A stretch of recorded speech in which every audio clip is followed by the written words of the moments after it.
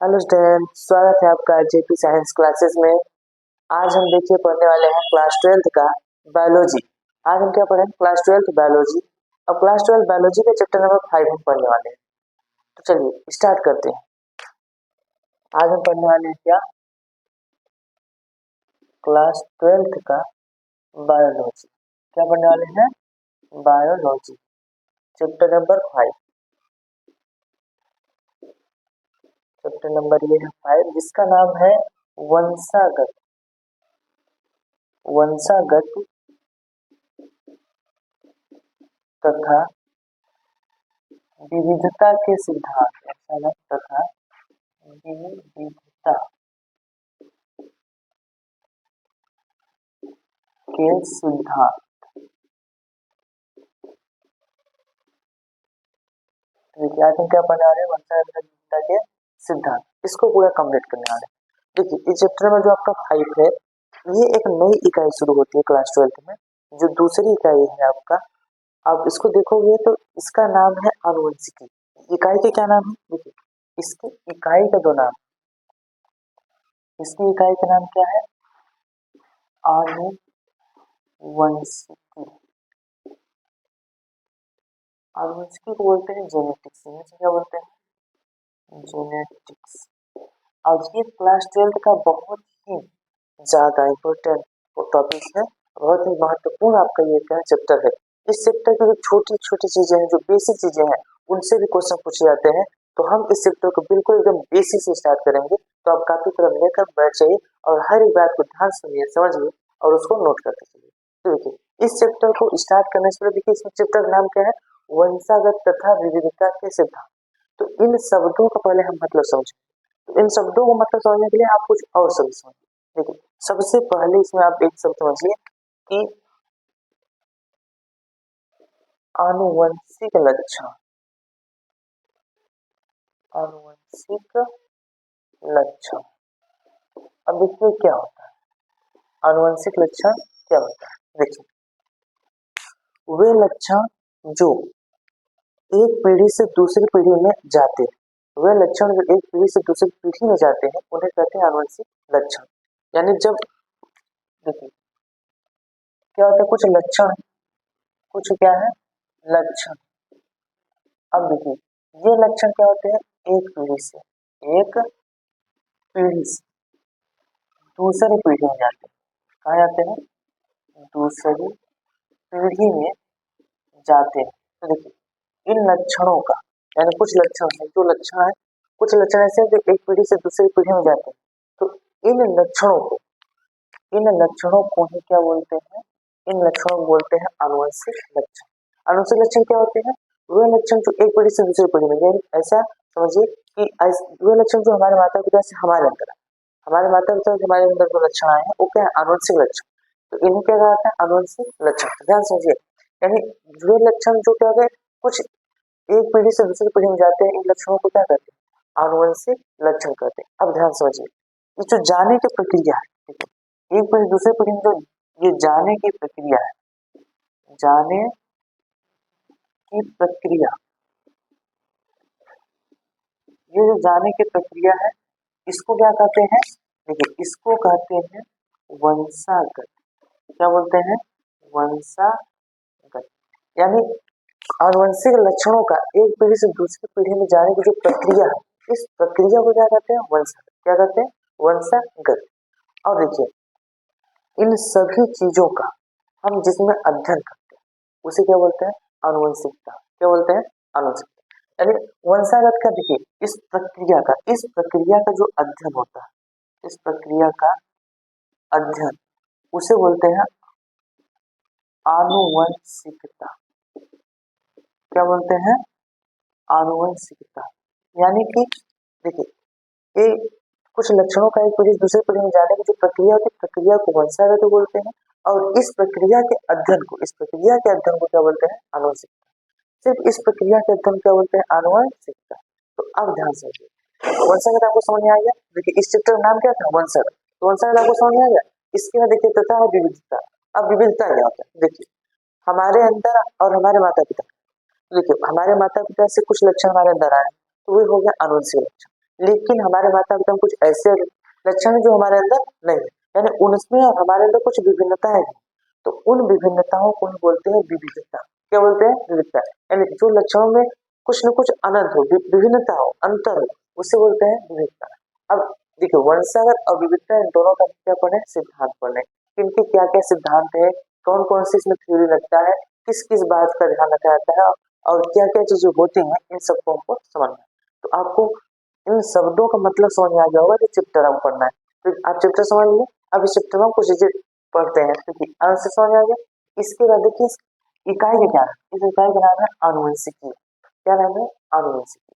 तो देखिए आनुवंशिकी क्या है, अगर आपसे कोई पूछ ले आनुवंशिकी क्या है, आनुवंशिकी, तो देखिए आनुवंशिकी क्या होता है। आनुवंशिकी जो शब्द है, सबसे पहले आप समझिए आनुवंशिकी शब्द। तो आनुवंशिकी शब्द जो है वो किसने दिया था? आनुवंशिकी शब्द दिया था आपके डब्ल्यू बेटसन। किसने दिया था? W Bateson. यानी आनुवंशिकी शब्द किसने दिया था? W Bateson. डब्ल्यू बेटसन एक विज्ञानी जिन्होंने आया और आनुवंशिकी शब्द दिया। अब आनुवंशिकी शब्द तो इसने दिया, लेकिन आनुवंशिकी को समझाया कौन था कि आनुवंशिकी है क्या? तो इसको समझाए थे एक वैज्ञानिक जिनका नाम है ग्रेगर जॉन मेंडल। क्या नाम है? Gregor John Mendel.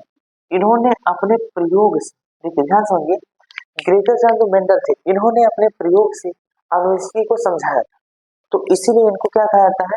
आनुवंशिकी का पिता कहा जाता है। आनुवंशिकी के पिता किसे कहा जाता है? ग्रेगर जॉन मेंडल को। अगर आप इन्हें नहीं देखें, यहाँ देख लीजिए, ये है आपकी कौन? Gregor John Mendel. इन्होंने आनुवंशिकी की नींव डाली, इन्होंने आनुवंशिकी को समझाया कि आनुवंशिकी क्या होता है, उसको कैसे समझना है, ये सब चीजें किसने बताया? इन्होंने। यानी इनका क्या नाम है? Gregor John Mendel. तो इन्हें पहचान लीजिए, इन्होंने ही आपकी आनुवंशिकी को बताया था। ठीक है। अब इसके बाद ये आपका इस चैप्टर का कुछ बेसिक चीज था। अब हम पढ़ते हैं कि देखिए हम पढ़ने वाले हैं अब क्या? आनुवंशिकी। अच्छा, आनुवंशिकी होता क्या है समझ लीजिए। आनुवंशिकी विज्ञान की वह शाखा, आनुवंशिकी विज्ञान की वह शाखा है जिसमें हम इन सभी चीजों का अध्ययन करते हैं। यानी आनुवंशिकी के अंतर्गत हम वंशागति, आनुवंशिक लक्षण, इनके स्थानांतरण, इन सभी चीजों की अध्ययन करते हैं। तो विज्ञान की वह शाखा जिसके अंतर्गत हम वंशागत या इसकी विभिन्न चीजों का अध्ययन करते हैं, उसे बोलते हैं आनुवंशिकी। क्या बोलते हैं? आनुवंशिकी। आनुवंशिक शब्द किसने दिया था? डब्ल्यू बेटसन ने। आनुवंशिक जनक कौन है? Gregor John Mendel. अब इसके बाद हम कुछ बेसिक शब्द पढ़ेंगे, तो उनको क्या कहते हैं? देखिए, इसको आप पहले नोट कर लीजिए, फिर हम आगे चलते हैं। अब हम पढ़ने वाले आनुवंशिकी। तो सबसे पहले आनुवंशिकी आप समझ लिए कि आनुवंशिकी विज्ञान की एक शाखा है। देखिए, विज्ञान की एक हम नई शाखा को पढ़ने वाले हैं, तो इस नई शाखा में कुछ नए शब्द भी आते हैं, तो हम उन शब्दों को पहले समझ लेते हैं, फिर हम इसको स्टार्ट करते हैं। देखिए, अब हम पढ़ने वाले हैं आनुवंशिकी। क्या? आनुवंशिकी की शब्दावली। शब्दावली, शब्दावली मतलब इसमें जो नए नए शब्द प्रयोग होंगे उनका हम पहले सबसे पहले मतलब समझें कि आनुवंशिकी की शब्दावली क्या है। देखिए, इसमें सबसे पहला चीज आपका आता है जीन। पहला शब्द क्या आता है? जीन। अब देखिए जीन क्या होता है। तो जीन सबसे पहले, देखिए सबसे पहले जीन जो था उसको बताया था किसने? मेंडल ने। लेकिन उन्होंने कहा था कारक, उन्होंने जीन नहीं कहा था, उन्होंने क्या कहा था? कारक। उन्होंने कहा कुछ, देखिए मेंडल ने क्या कहा? जैसे मेंडल ने कहा कारक। अब कारक क्या होता है? कारक क्या होता है? कारक क्या होता है? कुछ, उन्होंने, मेंडल ने कहा कि कुछ रसायन, क्या है? कुछ रसायन है, कुछ रसायन है जो क्या करते हैं? जो क्या करते हैं? आनुवंशिक लक्षण को एक पीढ़ी से दूसरी पीढ़ी में ले जाते हैं। यानी क्या करते हैं? आनुवंशिक, आनुवंशिक लक्षणों, आनुवंशिक लक्षणों का क्या करते हैं? आनुवंशिक लक्षणों का स्थानांतरण करते हैं। ये क्या करते हैं? आनुवंशिक लक्षणों का स्थानांतरण करते हैं। यानी मेंडल ने क्या कहा कि कारक, यानी जीन को मेंडल ने क्या कहा था? कारक। कारक क्या होते हैं? ये कुछ रसायन होते हैं, ये रसायन क्या करते हैं? ये आनुवंशिक लक्षणों का स्थानांतरण करते हैं। स्थानांतरण मतलब एक पीढ़ी से दूसरी पीढ़ी में ले जाते हैं। ये कहा था मेंडल। फिर बाद में एक और वैज्ञानिक, एक और वैज्ञानिक आया जिनका नाम था जोहानसन। क्या नाम था? जोहानसन। तो जोहानसन ने सन 1909 का 1909 ईस्वी में शब्द दिया। क्या? इन्होंने एक शब्द दिया जिसका नाम था जी। इन्होंने कौन शब्द दिया? जी।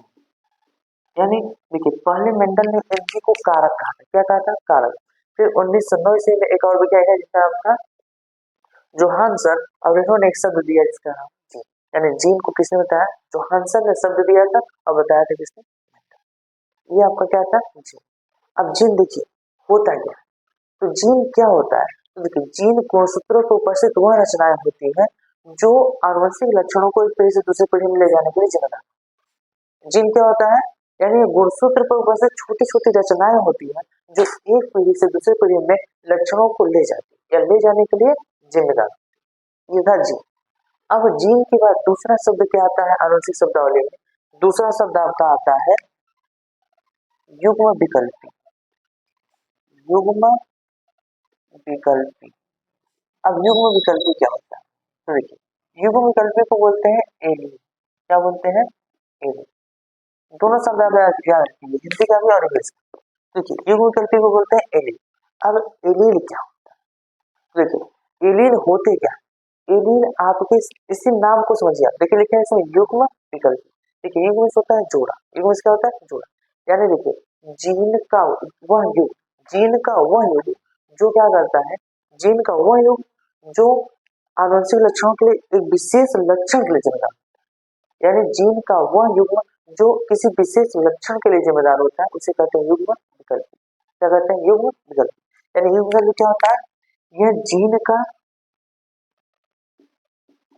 एक युग्म होता है। एक क्या होता है?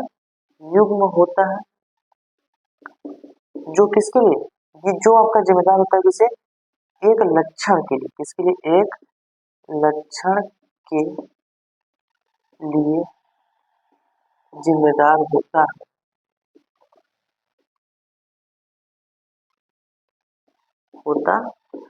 यानी अध्ययन सुनिए, यानी जीन का एक युग। देखिए, एक युग मतलब दो जीन। कितने? दो जीन।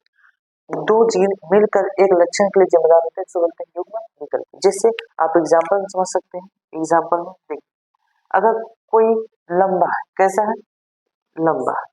तो देखिए, अगर लंबा है तो उसको दो जीन से दर्शाते हैं। तो इसको देखिए, एक दो, यानी कैपिटल टी कैपिटल टी। देखिए, कैपिटल टी क्या है? ये जीन है। कैपिटल टी क्या है? जीन। टी मतलब क्या होता है? टाल लंबा। तो लंबाई के लिए जो जीन जिम्मेदार होता है उसको लिखते हैं टी से। तो लंबाई के लिए दो जीन जिम्मेदार, एक दो, ये दोनों मिलकर क्या बना रहे हैं? युग्म विकल्पी। और युग्म विकल्पी क्या होता है? किसी विशेष लक्षण के लिए जिम्मेदार होता है। तो देखिए, ये दोनों जीन मिलकर युग्म विकल्पी और किसके लिए जिम्मेदार है? लंबा। यानी किसी की लंबाई के लिए जिम्मेदार। अगर बौना होगा या उसकी लंबाई छोटी है तो उसको आप दूसरा शब्द क्या बोल सकते हो? बौना। तो देखिए, बौना के लिए क्या होगा? इसको लिखते हैं स्मॉल टी, स्मॉल। अब देखिए, ये आपका लंबाई का क्या है? अपोजिट है, उल्टा है। तो इसलिए इसका कैपिटल टी स्मॉल टी। तो देखिए, यहाँ पर भी दो जीन। कितने जीन है? दो जीन। ये दोनों जीन मिलकर एक युग विकल्प बना रहे हैं और ये एक लक्षण की जिम्मेदार है जो क्या है? बौना। तो आपको युग विकल्प भी समझ में आ गया। ये आपका था दूसरा शब्द। ये कौन सा था? दूसरा। अब इसके बाद आता है तीसरा शब्द। देखो, तीसरा शब्द आपका क्या आता है? तीसरा शब्द आपका आता है जीन प्रारूप। क्या आता है? जीन प्रारूप, जिसे बोलते हैं जीनोटाइप। अब जीन प्रारूप क्या होता है? जीनोटाइप क्या होता है? तो देखिए, किसी जीव आनुवंशिक संगठन या आनुवंशिक लक्षण को क्या बोलते हैं? जीन प्रारूप। क्या बोलते हैं? जीन प्रारूप। जैसे यहाँ पर देखिए, यही बात समझिए, ये क्या है? विकल्प के तो लंबा क्या है? देखिए, ये लंबा भिन्न लेकिन इसको आनुवंशिक रूप क्या है? इसका आनुवंशिक रूप क्या है? Capital T capital T. या अगर बोनास क्या है? Small T small T. ये जीन प्रारूप। ये क्या है? जीन प्रारूप। यानी अगर आपसे कोई पूछे जीन प्रारूप क्या होता है तो देखिए क्या होता है? ये किसी जीव का किसी जीव का आनुवंशिक आनुवंशिक रूप होता है। यानी आनुवंशिक रूप होता है किसी जीव को। अगर आप आनुवंशिक रूप से दिखाना चाहते हैं तो उसको बोलते हैं जीनोटाइप। अगर आप किसी जीव को आनुवंशिक रूप को दर्शा रहे हैं तो उसे बोलते हैं जीनोटाइप। इसी के साथ एक शब्द और पढ़ लीजिए जीनोटाइप के साथ। जो चौथा शब्द है वो आपका है फिनोटाइप। फिनोटाइप क्या होता है? ये होता है आपका लक्षण प्रारूप। अब लक्षण प्रारूप क्या होता है, इसको बोलते हैं फिनोटाइप। क्या बोलते हैं, फिनोटाइप। अब फिनोटाइप क्या होता है, तो आपका लक्षण प्रारूप देखिए, किसी जीव के अगर आप बाह्य रंग रूप आकार लिंग इन सभी चीजों को देखते हैं, इसको बोलते हैं लक्षण प्रारूप। लक्षण प्रारूप को हम क्या कर सकते हैं, आंखों से देख सकते हैं। जैसे किसी का रंग आप देख सकते हो, गोरा है, काला है, सांवला है, या अधिक गोरा है। अगर किसी की लंबाई आप देख सकते हो, बाहर से देख सकते हो कि लंबा है, छोटा है, या फिर बौना है। अगर तो इसमें होता है क्या, लक्षण प्रारूप आप बाह्य चीजों को देख सकते हो, यानी बाह्य रूप, रंग रूप आकार आकृति लिंग इन सभी चीजों को समझ देख सकते हो, तो उसको बोलते हैं क्या, लक्षण प्रारूप। और जीन प्रारूप क्या होता है, जीन प्रारूप आप बाहर से नहीं देख सकते, देखिए उसको आपको देखना ही पड़ेगा, उसको मतलब उसकी संरचनाओं को देखना पड़ेगा। जैसे कैपिटल टी स्मॉल टी क्या है, ये आपका है जीन प्रारूप। लेकिन लक्षण प्रारूप क्या होता है, ये आपका होता है बाहर। देखिए ये आपका रंग रूप और लिंग आदि क्या होते हैं, आदि आपके बाह्य लक्षण होते हैं। बाह्य लक्षण यानी बाह्य लक्षण होते हैं क्या, आपके फिनोटाइप। ठीक, चारों शब्दावली आपको समझ में आ गया किसका, आनुवंशिकी की 4 शब्दावली समझ में आ गया। इसको नोट कर लीजिए। इसके बाद समयुग्मजी, समयुग्मजी। अब देखिए समयुग्मजी क्या होता है, समयुग्मजी बोलते हैं होमोजाइगस, होमोजाइगस।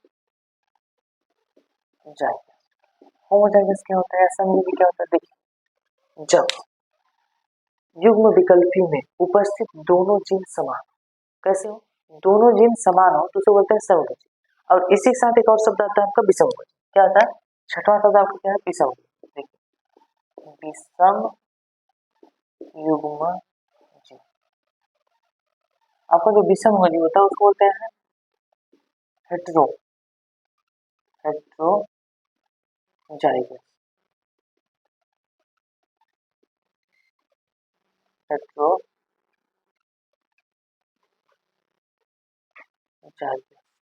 अब देखिए हेट्रोजाइगस और क्या होता है, दोनों समझ लीजिए, दोनों सबको एक साथ देखिए।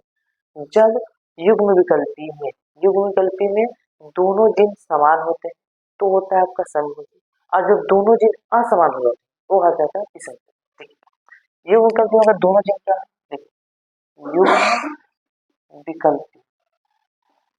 युग्म विकल्पी में दोनों जीन कैसे हो, में दोनों जीन अगर समान, कैसे है, समान, अगर ये समान है तो ये आपका क्या होता है, समयुग्मजी। जैसे एग्जांपल आप देख लीजिए, कैपिटल टी या कैपिटल आर।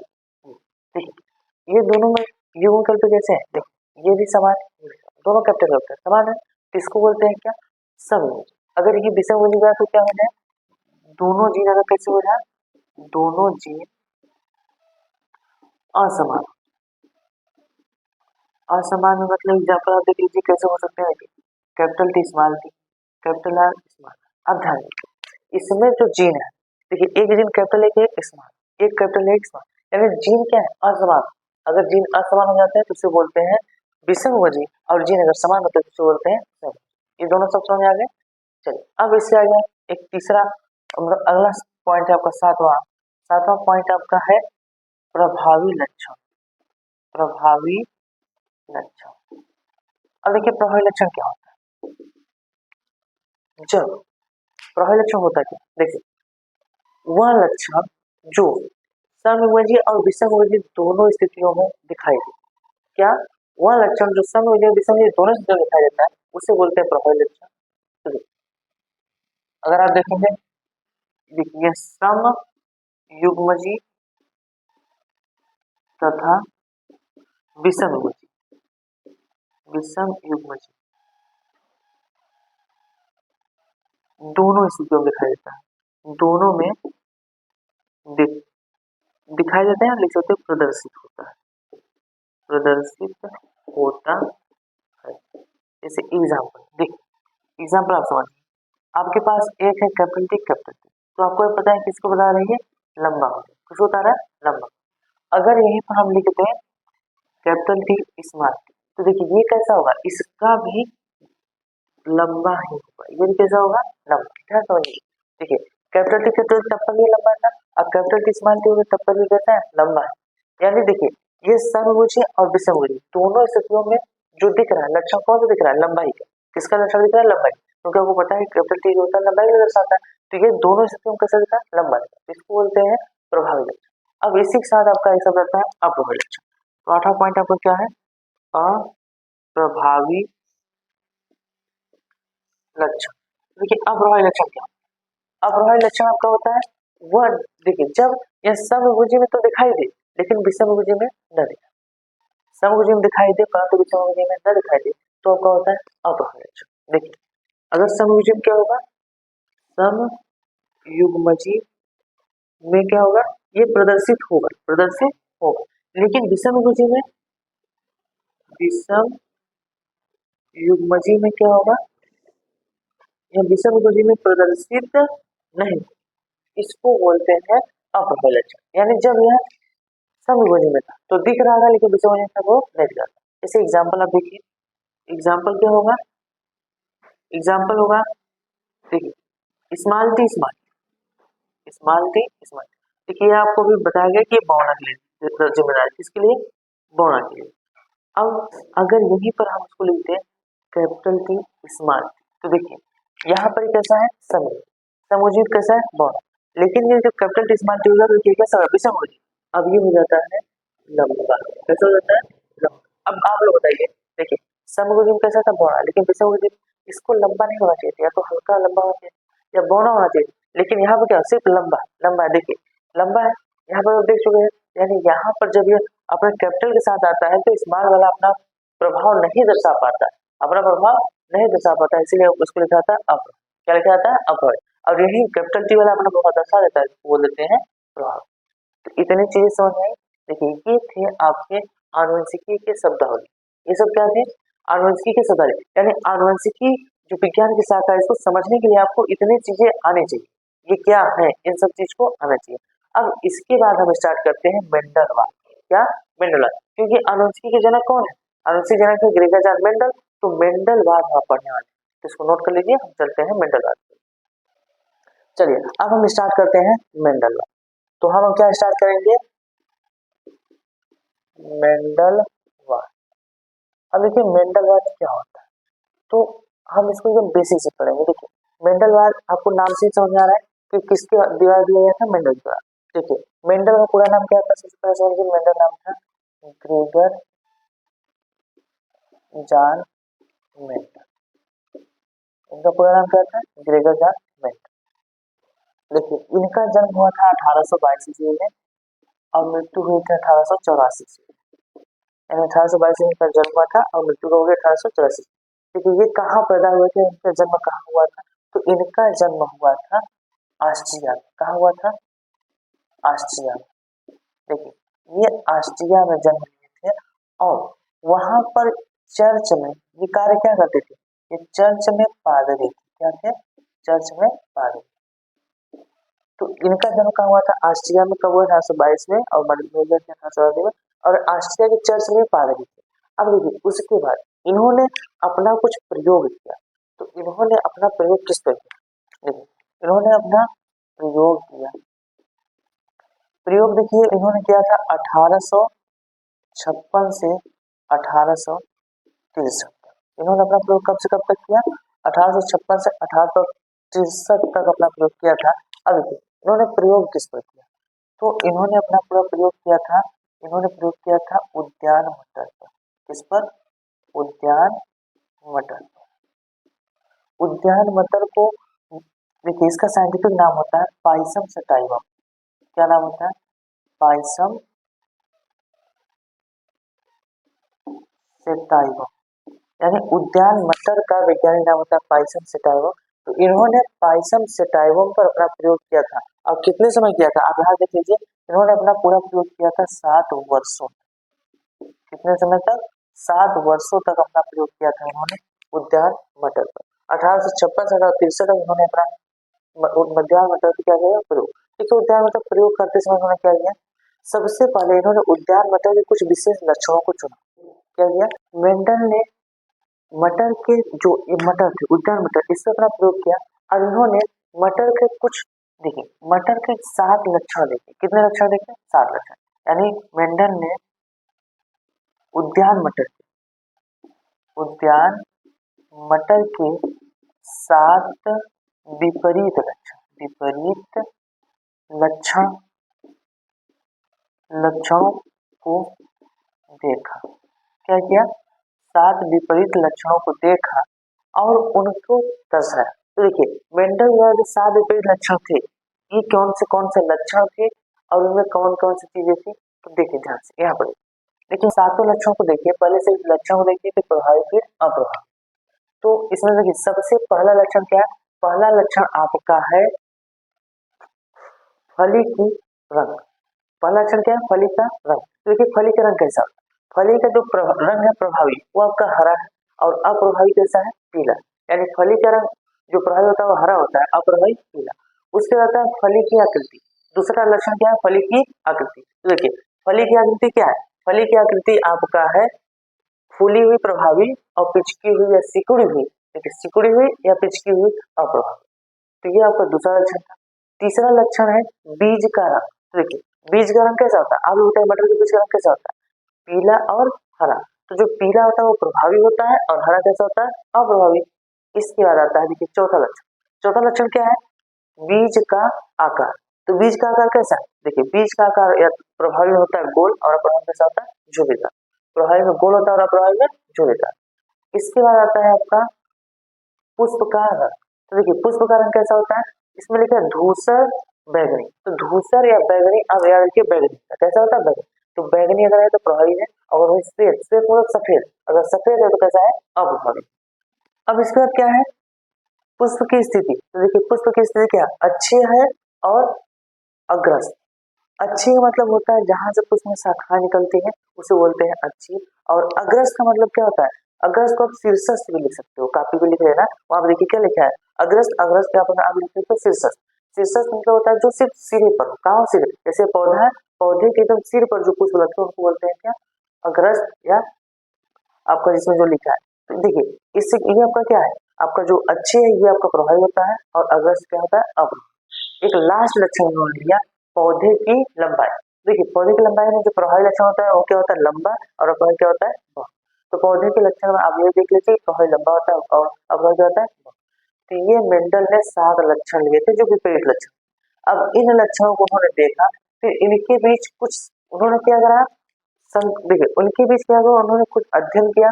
अध्ययन कैसे किया? इनके बीच संकरण करा। क्या करा? संकरण। तो अब एक शब्द और समझ लीजिए संकरण क्या होता है। तो देखिए संकरण, संकरण को क्रॉस बोलते हैं। क्या बोलते हैं? क्रॉस। तो क्रॉस क्या होता है? तो मेंडल ने संकरण, अपने संकरण को देखा। तो उन्होंने अपने संकरण को कैसे कराया? देखिए संकरण होता है जब दो लक्षणों के युग्मक सन्निहित होते हैं। सन्निहित मतलब मिलते हैं। तो इस प्रक्रिया को क्या कहते हैं? इस प्रक्रिया को आपको कहते हैं संकरण। क्या बोलते हैं? संकरण। यानी संकरण क्या होता है? संकरण क्या होता है? दो लक्षणों के युग्मकों के मिलने की प्रक्रिया को ही बोलते हैं संकरण। तो मेंडल ने अपने संकरण के आधार पर 3 नियम दिए। कितने नियम दिए? 3। तो अब मेंडल के 3 नियम क्या क्या थे हम उसको पढ़ लेते हैं। अब आपका मेंडल का क्या हो जाएगा? खत्म। तो चलिए इसको नोट कर लीजिए। अब हम पढ़ेंगे मेंडल के नियम। हम क्या पढ़ेंगे? अब मेंडल के नियम। देखिए अब हम पढ़ने वाले हैं मेंडल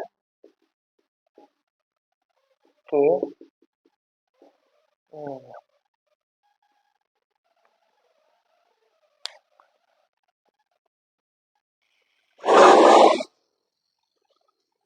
चलिए तो अब हम देखने वाले हैं मेंडल के नियम। तो देखिए स्टार्ट करते हैं।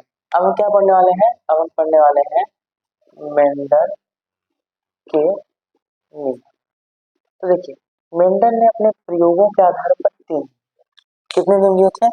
मेंडल ने कितने नियम दिए थे? 3 नियम दिया। कितने नियम दिया इन्होंने? 3। अब देखिए इन तीनों नियम का क्रम से समझ लीजिए। तो सबसे पहला नियम हमने किया था, पहला नियम था प्रभाविता का, प्रभाविता का नियम। इनका पहला नियम क्या था, प्रभाविता का नियम। देखिए प्रभाविता का नियम क्या होता है, तो प्रभाविता का नियम होता है, तो मेंडल ने अपने प्रयोग किया, उन्होंने देखा कि जब दो विपरीत लक्षणों वाले पौधों के बीच क्रॉस कराया जाता है, जब दो विपरीत लक्षणों वाले पौधों के बीच क्रॉस कराया जाता है, तो उन्होंने देखा कि जो F1 पीढ़ी में प्राप्त होते हैं, देखिए जब दो के बीच संकरण कराया जाएगा तो उससे एक नई संतति बनेगी, उस नई संतति बोलते हैं F1। तो जब इन्होंने संतत क्रॉस कराया तो नई संतत जो बनी उसमें जो लक्षण दिखा वो आपका था प्रभावी लक्षण, जो नहीं दिखा अप्रभावी लक्षण।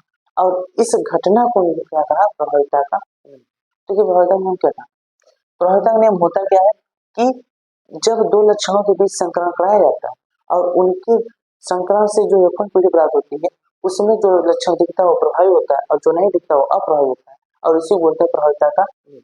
तो इसको एक एग्जाम्पल समझते हैं। देखिए एग्जाम्पल इन्होंने क्या किया कि इन्होंने देखिए शुद्ध लंबा और शुद्ध बौना, शुद्ध बौना पौधा लिया। देखिए ये शुद्ध लंबा और शुद्ध बौना, देखिए दोनों क्या एक दूसरे विपरीत नहीं है, लंबा बौना क्या विपरीत, इन दोनों को क्या करा संकरण करा। ठीक है, शुद्ध जो लंबा था इसको इन्होंने दर्शाया कैपिटल टी से, जो शुद्ध आपका था बौना इसको क्या स्मॉल टी स्मॉल टी। ठीक है, शुद्ध लंबा और शुद्ध बौना इन दोनों के बीच इन्होंने क्या कराया, क्रॉस करा। क्या करा, क्रॉस। देखिए ये दोनों क्या है, ये दोनों आपके हैं जनक, क्या है जनक। अब इनसे क्रॉस कराने पर जो हमें प्राप्त होगा वो प्राप्त होगा हमको F1 पीढ़ी। क्या प्राप्त होगा, F1 पीढ़ी। यानी आप ये बताओ जनकों के बीच जो संकरण होगा तो जो संतति प्राप्त होगा क्या होगा, बच्चे होंगे, इनको बोलते हैं F1। तो इनके बीच क्रॉस कराया तो देखिए, अच्छा आप बताइए इन दोनों में ये दोनों में क्या होगा, संकरण से पहले आपको पता है कि जब भी संकरण होता है तो उसमें युग्मक बनते हैं। क्या बनते हैं, युग्मक। तो देखिए इससे दो युग्मक बनेंगे, एक ये बनेगा एक दूसरे का, इससे भी दो युग्मक बनेंगे, इससे और एक दूसरे। दोनों युग्मक एक दूसरे किसी मिल सकते हैं। तो देखिए इसका पहले का इन दोनों के साथ करा होगा, पहले पहले का पहले के साथ, पहले का दूसरे के साथ, फिर इसका दूसरे का इन दोनों के साथ, दूसरे का पहले के साथ, फिर दूसरे के साथ। देखिए इसका जब संकरण कराएंगे तो संकरण कैसे होता है, पहले का किसके साथ करा दें, पहले के साथ। ठीक है, इसका पहले किसके पहले साथ कराएंगे क्या बनेगा, कैपिटल टी स्मॉल टी। अब इस पहले का ही इसके दूसरे के साथ कराएंगे तो देखिए अब भी क्या बनेगा, कैपिटल टी स्मॉल टी। अब देखिए इसके दूसरे का इसके पहले के साथ कराएं तो भी क्या बनेगा, कैपिटल टी स्मॉल टी। और इसके दूसरे का इसके दूसरे के साथ कराएं तो भी क्या बनेगा, कैपिटल टी स्मॉल टी। यानी देखिए F1 पीढ़ी में सभी समान प्रकार के पौधे प्राप्त हुए और ये कैसे हैं, ये सभी के सभी कैसे हैं, सभी लंबे, सभी कौन से कैसे हैं, लंबे। अब आप लोग इन देखिए शुद्ध लंबा शुद्ध बौना के बीच जब संकरण कराया गया तो जो F1 पीढ़ी में बच्चे प्राप्त हुए इनमें कौन सा लक्षण दिख रहा है, लंबा। यानी इसमें देखिए आप कि F1 पीढ़ी में जो लक्षण दिख रहा है कौन सा दिख रहा है, लंबा वाला, बौना वाला नहीं दिख रहा है। तो F1 पीढ़ी में जो लक्षण दिखता है इसे बोलते हैं प्रभावी लक्षण, और जो लक्षण नहीं दिखता उसे बोलते हैं अप्रभावी लक्षण। यानी यहाँ पर शुद्ध जो लंबा है ये आपका प्रभावी हो गया, अब बौना क्या हो गया, अप्रभावी। और इसी बोलते हैं प्रभाविता का नियम। इसको क्या बोलते हैं, प्रभाविता का नियम। तो आपको समझ में आ गया, इसको वापस देख लीजिए, समझ में आ गया, इसको नोट कर लीजिए। हम पढ़ते हैं मेंडल के दूसरे नियम की। अब हम देखेंगे मेंडल का द्वितीय नियम। तो मेंडल का द्वितीय नियम क्या था, देखिए मेंडल का द्वितीय नियम का नाम था विसंयोजन, विसंयोजन का नियम, या इसी को बोलते हैं पृथक्करण का नियम, पृथक्करण का नियम। अब देखिए पृथक्करण का नियम या विसंयोजन का नियम क्या होता है, इसको हम समझते हैं। देखिए विसंयोजन या पृथक्करण का नियम क्या है, तो इसे मेंडल कैसे, देखिए इसका मतलब क्या होता है कि जब दो विपरीत लक्षणों के जीव, जब दो विपरीत लक्षणों के जीव एक साथ लंबे समय तक रहते हैं फिर भी वे अपना अस्तित्व नहीं खोते या अपने लक्षण को नहीं बदलते हैं, वो फिर से अलग हो जाते हैं, तो इसे बोलते हैं विसंयोजन का नियम या पृथक्करण का नियम। यानी देखिए जो विपरीत लक्षण, कितने दो विपरीत लक्षण के जीन एक साथ लंबे समय रहने के बाद वो अपने आप में कोई परिवर्तन नहीं करते, वो समय आने पर बदल जाते हैं, तो इसी को बोलते हैं विसंयोजन का नियम। तो इसको भी आप एकदम सिंपल से एक उदाहरण से समझिए। देखिए विसंयोजन का नियम होता है, तो सबसे पहले आप नियम समझ लीजिए। अभी एग्जाम्पल नियम में क्या होता है, जैसे होता है अगर आप दो पौधे लीजिए, एक ले लीजिए लंबा पौधा और दूसरा ले लीजिए बौना। तो देखिए इन दोनों बीच अगर अगर लंबा पौधा है तो कैपिटल टी होगा, इसमें अगर बौना पौधा स्मॉल टी स्मॉल। अच्छा होता है ये क्या है, ये आपका है जन, ये क्या है जन। अगर इनके बीच आप क्रॉस करा दो, क्या करा दो क्रॉस, तो ये होता है F1 पीढ़ी में जो संततियां पैदा हुई कैसे है। देखिए अगर इसके बीच अगर आप क्रॉस कराएंगे तो कैसा होगा, यहाँ पर कैपिटल टी स्मॉल टी, फिर देखिए इस पहले का पहले से करा दिया, अब पहले का दूसरे से, पहले का दूसरे से, तो फिर क्या होगा कैपिटल टी स्मॉल टी। अब दूसरे का पहले से करा तो क्या होगा कैपिटल टी स्मॉल टी, फिर दूसरे का दूसरे से करा दीजिए तो हो जाएगा कैपिटल टी स्मॉल टी। अब ध्यान से समझिए कि ये लंबा है बौना, जब लंबा और बौने के बीच आप संकरण कराते हैं तो ये फोन पीढ़ी में ये क्या प्राप्त होती है, ये आपकी प्राप्त होती है ये फोन पीढ़ी। कौन सी पीढ़ी, ये फोन पीढ़ी। देखिए ये फोन पीढ़ी में सभी कैसे होते हैं, ये फोन पीढ़ी में सभी लंबे, सभी कैसे होते हैं लंबे। ये आप इसको इधर लिखिए, आप इसको हटाइए, सभी लंबे प्राप्त, कैसे प्राप्त हुए लंबे। अब ध्यान दीजिए यानी ये फोन पीढ़ी में सभी कैसे प्राप्त हुए लंबे। अब ध्यान सुनिए, अब बताइए ये दोनों जीन, देखिए ये आपका लंबा वाला है, ये बड़ा है, ये दोनों जीन एक साथ लंबे समय का मतलब एक पूरा अपने जीवन काल तक साथ साथ रहते हैं। फिर अब ध्यान से देखिए अगर इनके बीच स्वसंकरण करा दिया जाए, क्या करा दिया गया स्वसंकरण। एंड देखिए F1 पीढ़ी के बीच अगर आप क्या करा दें स्वसंकरण, देखिए अगर यहाँ पर लिख दे रहे हैं F1 पीढ़ी के संततियों में क्या करा दें स्व संकरण करा दें, स्व संकरण कराया जाए तो F2 पीढ़ी में। अब ध्यान देखिए, अब इसकी आगे कहानी पहले देखिए फिर हम बताएंगे आपको। देखिए अब क्या करें, देखिए आप जनकों विष करा देखो पीढ़ी कैसे सभी लंबे प्राप्त हुए। अभी बताइए ये जो आपका ये लंबा वाला जीन और छोटा वाला जीन दोनों वाला जीन, ये दोनों एक साथ पूरे अपने जीवन काल तक रहेंगे। अब उसके बाद इनके बीच हम क्या करा दे रहे संकरण करा, क्या करा दे रहे संकरण। देखिए अगर इनके बीच हम संकरण कराएंगे यानी कैपिटल टी स्मॉल टी फिर कैपिटल टी स्मॉल टी, इनके बीच अगर हम क्रॉस करा दें, क्या करा दें क्रॉस, क्रॉस मतलब संकरण। तो अगर इनके बीच हम क्रॉस कराएंगे तो देखिए क्या होगा, फिर से वही नियम होगा आपका पहले के साथ, तो क्या होगा देखिए कैपिटल टी ये भी कैपिटल ये भी कैपिटल। अब पहले का दूसरे के साथ, पहले का दूसरे के साथ देखिए क्या होगा कैपिटल टी स्मॉल टी। अब आप दूसरे का पहले के साथ करेंगे तो क्या होगा कैपिटल टी स्मॉल टी। अब देखिए आप अब दूसरे में किसके साथ करा दीजिए दूसरे के साथ, तो क्या होगा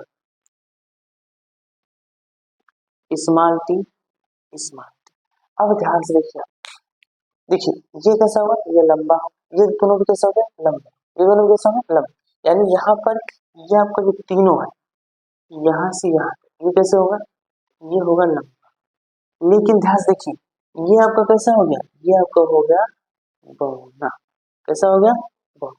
अब आप बताइए देखिए जो आपका बौना वाला जीन था लंबे जीन के साथ एक लंबे समय तक रह गए, लंबे अवधि तक रह गए, एक लंबे अवधि के रहने के बाद देखिए जो आपका अप्रभावी जीन था ये बौना वाला अप्रभावी जीन लंबे जीन यानी प्रभावी जीन के साथ एक लंबे समय तक रहा, फिर भी उसमें कोई परिवर्तन नहीं आया, वह आपका F2 पीढ़ी में, देखिए आपका कौन सा पीढ़ी है ये आपका है F2 पीढ़ी। तो F2 पीढ़ी में क्या हो गया फिर से अलग हो गया, देखिए फिर से अलग हो गया नहीं फिर से बौना प्राप्त हो गया कि नहीं। यानी जब दो लक्षणों के जीन एक साथ लंबे समय रहने के बाद भी वो बाद में अलग हो जाते हैं तो इसी नियम को क्या कहते हैं मेंडल का बीज संयोजन का नियम या पृथक्करण का नियम। यानी पृथक्करण में क्या होता है ये जीन साथ साथ रहने के बाद भी अपने लक्षण में कोई परिवर्तन नहीं करते, ये बाद में अलग हो जाते हैं। तो देखिए F1 पीढ़ी में आपका क्या था साथ साथ थे, फिर F2 पीढ़ी में क्या हो गया अलग, F2 पीढ़ी में क्या हो गया अलग। अब अगर इसका नीचे आप कुछ शब्द अभी आपको स्टार्टिंग में बताए थे, देखिए हम पढ़ाया था कुछ जीनोटाइप और फिनोटाइप। तो इसका अगर आप बताइए जीनोटाइप क्या होगा, इसका जीनोटाइप क्या होगा। जीनोटाइप मतलब होता है जीन प्रारूप। जीनोटाइप मतलब क्या होता है, जीन प्रारूप। देखिए इसमें जीन प्रारूप में देखिए ये कैपिटल टी सिर्फ एक। अब यहाँ देखिए कैपिटल टी स्मॉल टी क्या है, एक है, दो है, और स्मॉल टी क्या है, एक। यानी इसका जो जीन प्रारूप होगा वो क्या होगा, देखिए 1:2:1। ध्यान से देखिए इसका जो आपका जीनोटाइप है क्या है, 1:2:1। यानी इसका जीन प्रारूप क्या होगा, 1:2:1। ये आपका है जीनोटाइप। लेकिन अगर इसका आपको से पूछा जाए फिनोटाइप, इसका क्या पूछा जाए, फिनोटाइप, तो आप लोग बताओ इसका फिनोटाइप क्या होगा, इसका फिनोटाइप क्या होगा। देखिए फिनोटाइप का होगा लक्षण प्रारूप। अगर आप सिर्फ बाहर से देखिए तो बाहर से देखिए ये भी आपका लंबा दिखेगा, ये दोनों भी लंबे हैं, यानी तीनों कैसे हैं, लंबे, और ये कैसा है, बौना। यानी आपका फिनोटाइप अनुपात क्या होगा, फिनोटाइप आपका अनुपात आएगा 3:1। क्यों, क्योंकि देखिए बाहर से आप देखेंगे तो तीनों को लंबे दिखेगा और कैसे दिखेगा, बौना। इसका फिनोटाइप क्या होता है, 3:1। और जबकि जीनोटाइप क्या होता है, 1:2:1। तो ये भी आप याद रखिए, ये भी महत्वपूर्ण है। ये भी कभी कभी पूछ ले जाते हैं कि 20 संयोजन प्राप्त होने वाला जीनोटाइप या फिनोटाइप बताइए, जीन प्रारूप या लक्षण प्रारूप बताइए। तो जीनोटाइप को क्या होता है, जीन प्रारूप, और फिनोटाइप क्या होता है, लक्षण प्रारूप। तो आपको 20 संयोजन ये समझ में आया, चलिए इसको नोट कर लीजिए। अब हम बढ़ते हैं मेंडल के तीसरे नियम की ओर। तो अब हम देखने वाले हैं मेंडल का तीसरा और अंतिम नियम। तो मेंडल का ये तीसरा नियम क्या था, मेंडल का जो तीसरा नियम था ये था स्वतंत्र स्वतंत्र अपव्यूहन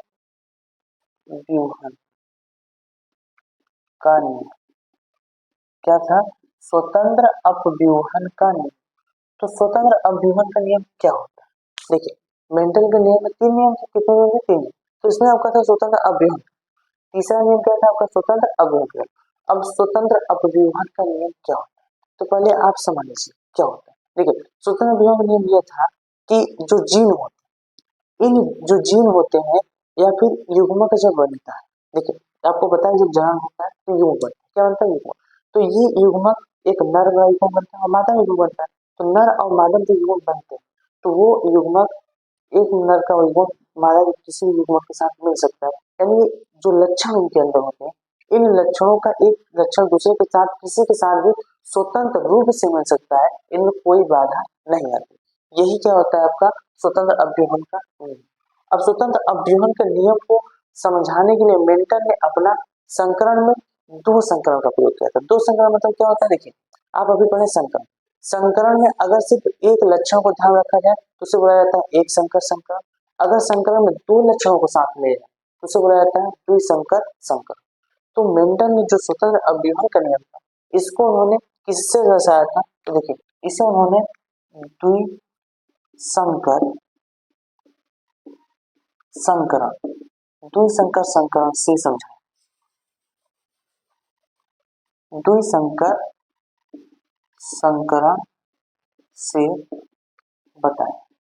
अब द्विसंकर संकरण मतलब क्या होता है, जब दो लक्षण ध्यान में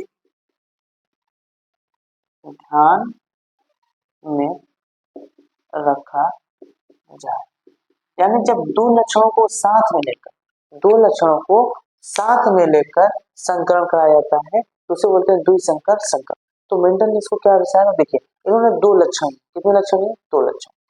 देखिए इन्होंने कौन कौन सा लक्षण लिया, इन्होंने लिया बीज का आकार तथा रंग। इन्होंने क्या क्या लिया, बीज का आकार तथा रंग। देखिए इसमें दो लक्षण, आपका पहला लक्षण ये, दूसरा लक्षण ये। तो मेंडल ने दो लक्षण लिया। अब दोनों लक्षणों को ध्यान देखिए, तो इसमें दोनों लक्षण क्या प्रभावी होंगे, देखिए अगर आप देखेंगे प्रभावी और अप्रभावी, तो जब इन्होंने बीज का, देखिए दो लक्षण लिया, एक आकार दूसरा रंग। तो बीज का जो प्रभावी रंग, देखिए बीज का आकार जो होता है प्रभावी वो आपका होता है गोल, कैसा होता है, गोल। और बीज का रंग जो प्रभावी होता है वो कैसा होता है, पीला। अभी आपको बताया था 7 लक्षण, तो उसमें आपका जो बीज का प्रभावी तो आकार तो गोल था और बीच का प्रभावी रंग था पीला। अब बीच का प्रभावी आकार कैसा था? झुर्रीदार। कैसा था? झुर्रीदार। और बीच का जो रंग था प्रभावी वो कैसा था? हरा। कैसा था? हरा। तो ध्यान समझिए, प्रभावी में अगर जो आकार था गोल था और अप्रभावी में झुर्रीदार, प्रभावी में जो रंग था पीला था और अप्रभावी में। तो देखिए जो गोल है इसको उन्होंने दर्शाया कैपिटल आर से, और पीला दर्शाया कैपिटल वाई कैपिटल आर से। तो इसका जो अप्रभावी होगा ये क्या होगा? Small R small Y small Y. तो देखिए इन दोनों को लेकर उन्होंने क्या किया, इनके बीच क्रॉस कराया। तो क्रॉस कराएंगे तो क्या होगा? इनके बीच क्या हो जाएगा? क्रॉस हो जाएगा। ये आपके है क्या? ये आपके हैं जनक। ये क्या है? ये आपके हैं, देखिए ये आपके हैं जनक। इन जनकों की जब संग्रह कराएंगे तो हमको क्या प्राप्त होगा? ये फल। क्या प्राप्त होगा? ये फल। तो देखिए अब यहाँ पर आपके दो लक्षण, कितने लक्षण है? दो लक्षण। अब इन दोनों लक्षणों को युग्मक बनेंगे। क्या बनेंगे? युग्मक। तो देखिए इनसे जो युग्मक बनेंगे समान प्रकार के। कैसे बनेंगे? समान प्रकार के युग्मक बनेंगे। तो देखिए यहाँ से अगर आप युग्मक बनाएंगे तो क्या होगा? देखो एक यहाँ से आर ले लो आप, एक यहाँ से, तो ये युग्मक बन गया। देखिए ए आर एक वाई के साथ, और दूसरा आप देखोगे फिर से ये युग्मक बन जाएगा, फिर से यही युग्मक बन जाएगा। तो आप अगर चाहो लिख सकते हो कैपिटल आर कैपिटल आर। देखिए ये देखिए ये लक्षण था, इस लक्षण से एक युग्मक ये बना, दूसरा लक्षण दूसरा युग्मक ये बना। इसी प्रकार अगर यहाँ से आप युग्मक बनाएंगे तो स्मॉल आर स्मॉल वाई फिर स्मॉल आर स्मॉल वाई, ये दो युग्मक क्या बन गया? युग्मक। अब देखिए ध्यान से इन युग्मकों का आप संकलन कराओगे तो आपको नियम पता है कि पहले का पहले के साथ, फिर दूसरे के साथ, फिर दूसरे का पहले के साथ, फिर दूसरे के साथ, तो आप क्रॉस करा दीजिए। देखिए अगर इनके बीच आप क्रॉस कराएंगे तो देखिए इस पहले का पहले के साथ, तो पहले के साथ देखिए यहाँ कैपिटल आर और यहाँ से स्मॉल आर, क्या हो जाएगा? Capital R small R. फिर देखिए यहाँ कैपिटल वाई है, यहाँ स्मॉल आर, तो क्या हो जाएगा? कैपिटल वाई और स्मॉल, ये बना। ये पहले के साथ। अगर इसे पहले का आप किसी के साथ करा दीजिए दूसरे के साथ, तो देखिए क्या होगा? फिर से वही कैपिटल आर और यहाँ से स्मॉल आर, फिर यहाँ से कैपिटल वाई और यहाँ से स्मॉल, कितना है? अब देखिए पहले का आपको पहले दूसरे दोनों के साथ होगा, अब दूसरे का पहले के साथ करा दीजिए। दूसरे के साथ पहले के साथ कराएंगे तो फिर से बनेगा capital R capital Y small R. फिर दूसरे का भी किसके साथ करा दीजिए? दूसरे के साथ। तो देखिए क्या है? Capital R small R capital Y small. देखिए इसका जो लिखने का क्रम होता है, तो आप जब भी लिखेंगे पहले कैपिटल लिखेंगे फिर स्मॉल, पहले कैपिटल लिखें फिर स्मॉल। देखिए आर में पहले कैपिटल लिखें फिर स्मॉल आर कैपिटल आर फिर स्मॉल आर, तो ये लिखने का क्रम। अब आप बताइए ये कौन सी पीढ़ी प्राप्त हुई? ये कौन पीढ़ी प्राप्त हुई है? कौन सी पीढ़ी प्राप्त हुई? या आपकी प्राप्त हुई है F1 पीढ़ी। ये कौन सी पीढ़ी प्राप्त हुई? F1 पीढ़ी। तो आप लोग बताइए कि F1 पीढ़ी में जो प्राप्त हुई संततियां ये कैसे हो? ये कैसे होंगी? तो देखिए अगर कैपिटल आ रहा है तो आपको पता है कैपिटल प्रभावी होता है, यानी यहाँ पर कैसा दिखेगा? गोल। और ये कैपिटल आई भी है तो कैसे दिखेगा? पीला। ठीक है, सभी कैपिटल आई यानी सभी कैसे होंगे? सभी आपके होंगे, ये सभी कैसे होंगे? ये सभी आपके होंगे गोल और पीला। कैसे होंगे? गोल और पीला, यानी ये सभी की संततियां कैसे होंगी? गोल और पीला। इतना समझ में? अब मेंडल ने क्या कहा कि इनके बीच फिर से हम स्वसंकरण करा दें। क्या करा दें? अगर इनके बीच जो मिले हमको, इनके बीच अगर हम फिर से क्या करा दें? स्वसंकरण करा दें, तो F2 पीढ़ी में जो संततियां प्राप्त होती हैं उसमें जो लक्षण होते हैं, जैसे आपका गोल, पीला, झुर्रीदार, हरा, ये चारों जो लक्षण हैं ये एक दूसरे के साथ स्वतंत्र रूप से मिल सकते हैं। किसे मिल सकते हैं? स्वतंत्र रूप से मिल सकते हैं। तब वहां बाउंडेशन में होगा कि गोल सिर्फ झुर्रीदार के साथ मिलेगा, हरा के साथ मिलेगा, गोल सिर्फ पीला के साथ मिलेगा। यहाँ कोई बाउंडेशन या कोई भी रोक नहीं है, वो सभी स्वतंत्र रूप से किसी के साथ भी मिल सकते हैं। इसी को कहा मेंडल ने किसका? स्वतंत्र अवयवन का। तो सबसे पहले चलिए हम इनके बीच क्या कराते हैं? तो स्वपरागण कराते हैं। तो अब देखिए यहाँ पर हम क्या कराएंगे? देखिए अब हम कराएंगे F1 पीढ़ी के संतति के बीच स्वसंकरण कराने पर, क्या कराने पर? स्वसंकरण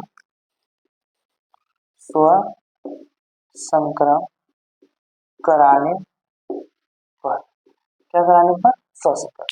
तो ध्यान से देखिए आप इनके बीच किन्हीं दो को ले लीजिए, आप चाहे इसको ले लीजिए, इसको ले लीजिए, किसी को सब समान है तो आप दो को ले लीजिए। देखिए अगर आप दो लेंगे कौन कौन सा है देखिए, capital R small R capital R small, फिर capital R small R capital Y small है। अब देखिए इनके बीच आपको क्या कराना है, ये है एफ वन पॉइंट, ये कौन सी है एफ वन पॉइंट, और इनके बीच आपको कराना है। तो अब बताओ आप इनके बीच अगर आपको क्रॉस कराना है, क्या कराना है क्रॉस, तो ये बताओ अगर क्रॉस कराना है तो आपको सबसे पहले क्या बनाना है युग्मक। देखिए यहाँ पर हमने क्या किया था, इनके बीच का युग्मक बनाया था, तो अब इनके बीच अगर हमको क्रॉस कराना है क्या बनाना है युग्मक। तो अब आप बताएं इनके बीच युग्मक कैसे, क्या आप इनके बीच युग्मक बना सकते हैं।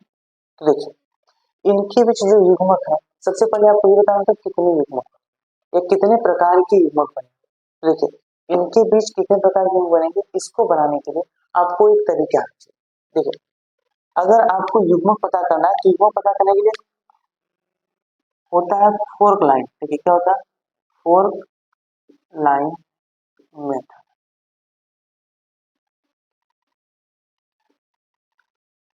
देखिए फोर्क लाइन एक मेथड क्या होता है, फोर्क लाइन मेथड से आप इनके बीच कितने प्रकार के बनेंगे उसको आप बता सकते हैं।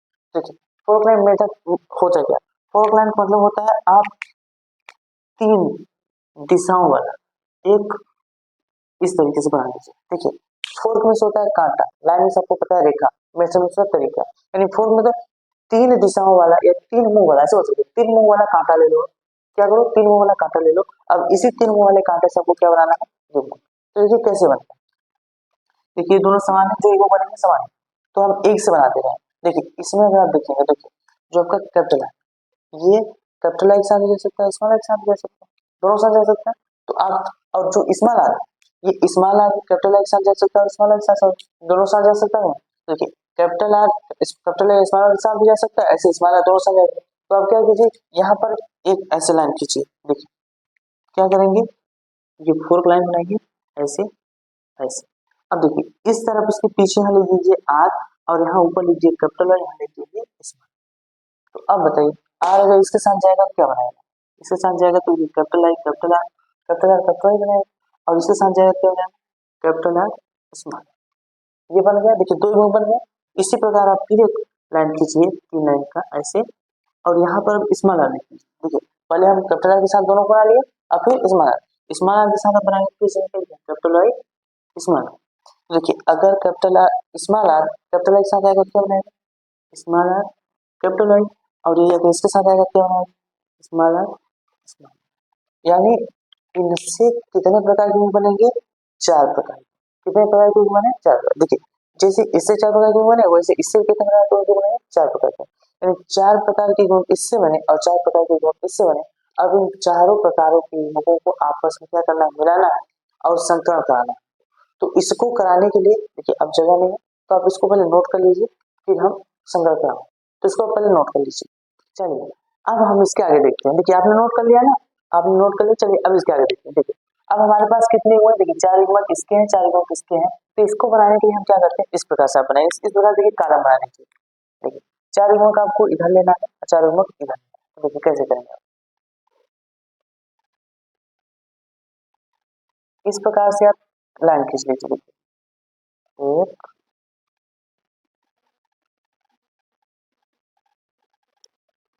देखिए अब यहाँ पर आप क्या करेंगे कि ये चार खाने देखिए बन गया, तो आप इसके चार युग्मक यहाँ लीजिए। देखिए युग्मक क्या क्या बना है आपका, बना है युग्मक जो बना है यहाँ देखिए यहाँ क्या बना है कैपिटल आर कैपिटल आई, फिर आपका है कैपिटल आर स्मॉल आई, फिर आपका है स्मॉल आर कैपिटल आई, फिर स्मॉल आर स्मॉल। ये चार युग्मक हो गए आपके। इस तरह से ऐसे आप यहाँ से लीजिए capital R capital I capital R small R capital I और फिर स्मॉल आर स्मॉल।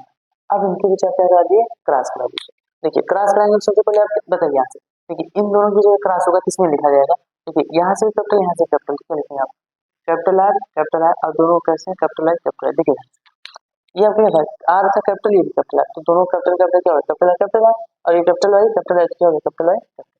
अब इसी प्रकार देखिए इसके और इसके बीच में बनाएंगे तो यहाँ आएगा, तो देखिए क्या आएगा ये भी कैपिटल आर ये भी कैपिटल आर, क्या होगा कैपिटल आर और यहाँ है कैपिटल वाई, क्या है कैपिटल आर स्मॉल आर। अब देखिए इसका इसका जो कराएंगे तो यहाँ आएगा, तो देखिए क्या कैपिटल आर है लेकिन यहाँ पे क्या है स्मॉल आर। Small are. अब देखिए दोनों कैसे हैं, कैपिटल वाई कैपिटल है।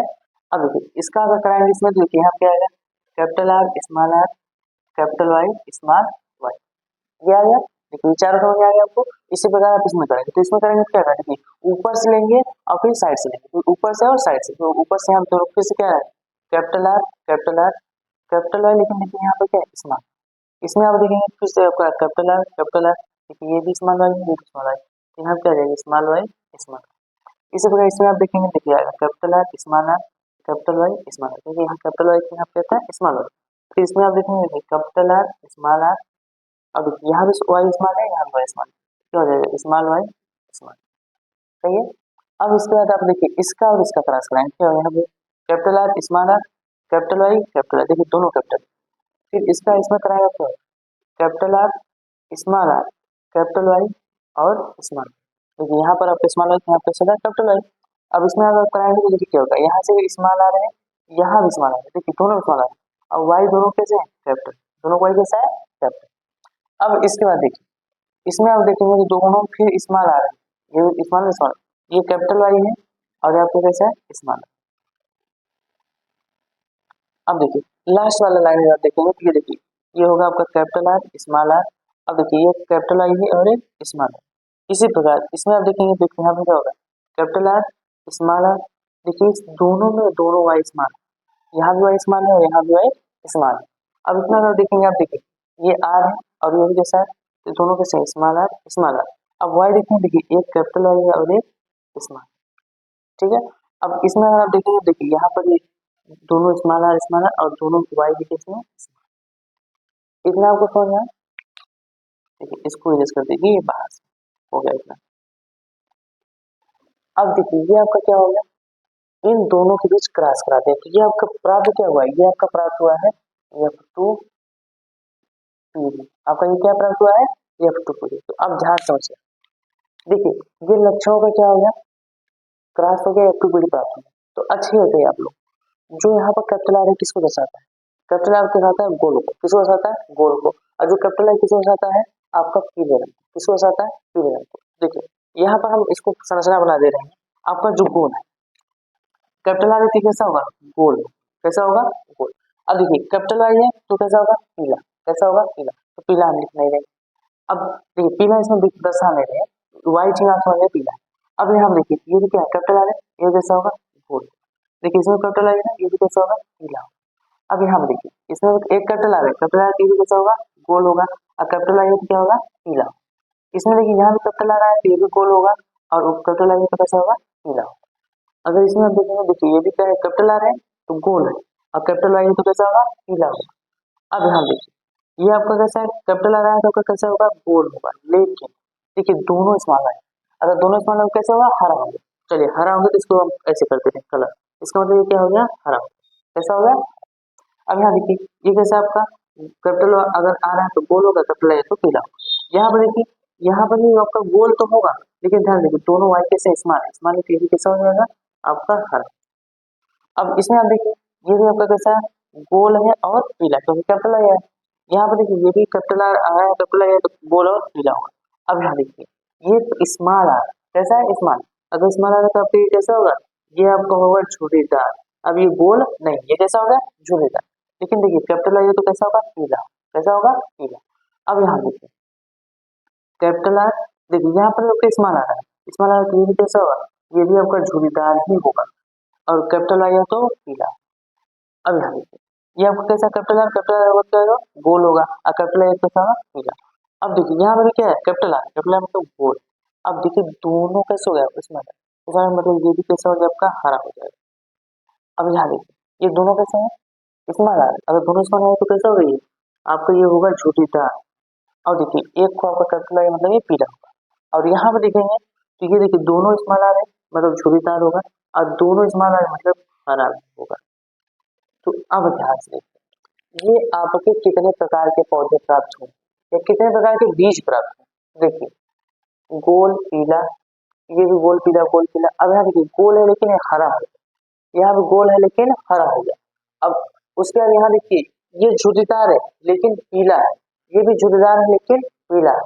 अब उसके बाद फिर आप देख रहे हैं कि झुर्रीदार है पीला है, और झुर्रीदार हरा, यानी आपको टोटल 4 प्रकार के अब बीज प्राप्त हुए। कितने प्रकार के? 4 प्रकार। अब देखिए कौन कौन से प्राप्त हुए हैं, अब उसको आप इधर देख लीजिए। देखिए आप देख लीजिए कि यहाँ पर आपको कौन कौन से प्रकार प्राप्त हुए बीज। देखिए जो इजिप्टोफिला संततियां हैं उनके लक्षण क्या है। देखिए यहाँ पर आपके बीज 4 प्रकार प्राप्त हुए। देखिए जो आपके ये आपको ये कैसा है, ये आपका है गोल पीला। कैसा है? गोल पीला। और एक आपका इस तरीके का है। देखिए ये किसको बता रहा है? ये बता रहा है आपका गोल हरा। और आपके पास देखिए एक इस तरीके का, ये आपका कैसा है? ये है आपका झुर्रीदार। ये कैसा है? झुर्रीदार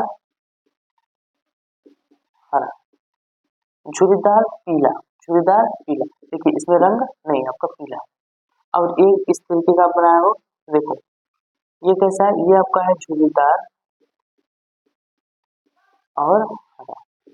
तो इस 4 प्रकार के आपको बीज प्राप्त हुए। कितने प्रकार के बीज प्राप्त हुए? 4 प्रकार। अब आप बताइए, ध्यान देखिए, गोल पीला के साथ भी है और देखिए गोल हरा के साथ, झुर्रीदार पीला के साथ या झुर्रीदार हरा के साथ। ठीक है, इन लक्षणों का स्वतंत्र रूप से एक दूसरे के साथ संयोजन हुआ नहीं, इसीलिए इस नियम में क्या नाम था? स्वतंत्र अवयवों का। अच्छा यहाँ पर भी आपसे एक और बहुत ही इंपॉर्टेंट सवाल पूछा जाता है, इसका जीनोटाइप और फिनोटाइप। क्या पूछा जाता है? जीनोटाइप और फिनोटाइप। तो चलिए इसका हम लिख देते हैं, पहले फिनोटाइप लिख देते हैं फिर जीनोटाइप लिख देंगे। तो फिनोटाइप क्या होगा, आप बताओ फिनोटाइप क्या होगा। तो देखिए आपको निकालना क्या है? फिनोटाइप।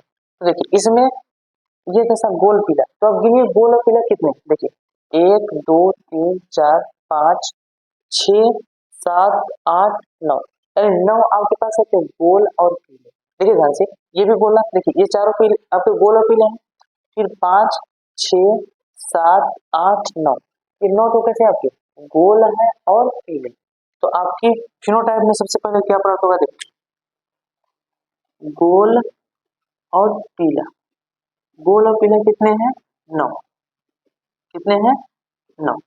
अब उसके बाद देखिए गोल पीला के बाद अब ध्यान देखिए यहाँ पर देखिए गोल हरा। देखिए एक गोल हरा यहाँ पर है, दूसरा गोल हरा यहाँ पर है और तीसरा गोल हरा यहाँ पर। देखिए गोल तो है लेकिन कैसे है? हरा। तो 1 2 3 कैसे है? गोल लेकिन हरा। तो 3 कैसे हैं आपके? गोल और हरा। कितने हैं? 3। अब फिर देखिए गोल हरा पे 3 हो गए। अब ध्यान देखिए 1 2 और 3, ये तीनों देखिए कैसे हैं? झुर्रीदार लेकिन पीला। कैसा है? झुर्रीदार लेकिन पीला। तो आपके 3 कैसे हैं? 3 आपके हैं झुर्रीदार और पीला। 3 कैसे हैं? झुर्रीदार और पीला। और फिर लास्ट में देखिए आपका एक को है झुर्रीदार और हरा। लास्ट में आपका कैसा है? कैसा है आपका? एक है आपका झुर्रीदार और हरा, यानी आपका लास्ट में झुर्रीदार कैसा? हरा। तो देखिए जो आपका फिनोटाइप अनुपात है, देखिए इसकी शुद्ध भाषा में लिखते हैं। फिनोटाइप अनुपात कितना है आपका? 9:3:3:3:1। ये आपका क्या है? फिनोटाइप। ये क्या है? फिनोटाइप अनुपात। देखिए फिनोटाइप अनुपात क्या है? 9:3:3:3:1। ये आपसे फिनोटाइप अनुपात भी पूछा जाता है, तो इसको ध्यान में रखिए। अगर आपसे इसका पूछ लिया जाए क्या फिनोटाइप अनुपात, तो क्या बताओगे आप? 9:3:3:3:1, यानी आपका 9 ठो गोल और पीला प्राप्त होता है, 3 ठो गोल हरा प्राप्त होता है, 3 ठो झुर्रीदार और पीला प्राप्त होता है और 1 ठो झुर्रीदार और हरा प्राप्त होता है। ये आपका था स्वतंत्र अवयवन का। ठीक है, अब इसके बाद आपका मेंडल का नियम खत्म हो गया, मेंडलवाद खत्म। अब इसके बाद हम नेक्स्ट टॉपिक आपका नेक्स्ट वीडियो जल्द ही लाएंगे। नियम आपका खत्म हो चुका है। तो अगर आपको वीडियो अच्छा लगा हो तो वीडियो लाइक कर लीजिए, अगर चैनल पहली बार आया तो सब्सक्राइब कर लीजिए और अपने दोस्तों के साथ भी शेयर कीजिए, जिससे वो भी अपनी पढ़ाई अच्छे से कर सके। देखिए हमारे चैनल पर आपके सभी सब्जेक्ट का बोर्ड एग्जाम की तैयारी कराया जाएगा और आप अपने बोर्ड एग्जाम अच्छे से तैयारी करने के लिए हमारे चैनल को फॉलो कर लीजिए। आने वाले समय में हम आपको ढेर सारा 1 शॉट ऑफ क्वेश्चन की प्रैक्टिस के लिए क्वेश्चन करवाएंगे, जिससे आपका बोर्ड एग्जाम की प्रिपरेशन अच्छा से हो सके। तो चैनल को सब्सक्राइब जरूर करके रखिएगा।